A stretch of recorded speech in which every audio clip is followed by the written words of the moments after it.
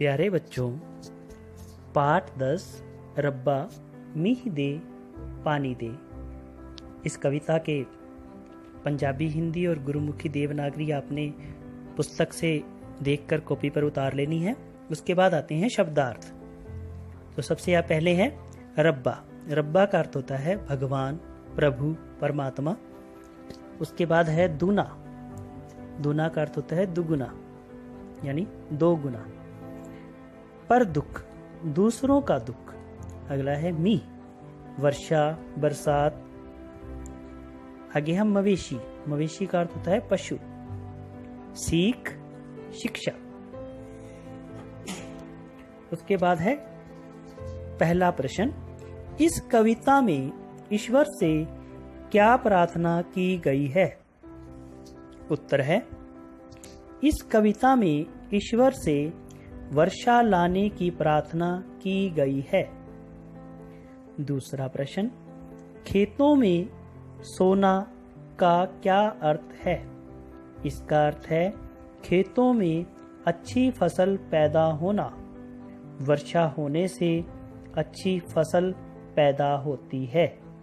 अगला प्रश्न, पानी के बिना मवेशी और खेतों पर क्या प्रभाव पड़ता है?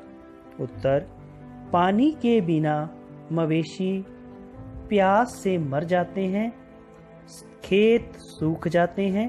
इसलिए पानी बहुत महत्वपूर्ण है जीवन में, इसको हमें व्यर्थ नहीं गंवाना चाहिए।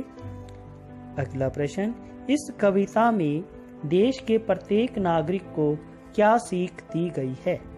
उत्तर, इस कविता में देश के प्रत्येक नागरिक को पानी को नष्ट और प्रदूषित और व्यर्थ न करने की सीख दी गई है। आगे है पानी का स्वभाव कैसा है? उत्तर, पानी का स्वभाव मिलनसार है, वो सब में मिल जाता है। वह जिसमें मिलता है उसी का रूप धारण कर लेता है। आगे है इन प्रश्नों के उत्तर 4 या 5 वाक्यों में दें। जीवन में पानी की आवश्यकता क्यों है? उत्तर, जीवन का जो आधार है वो पानी है।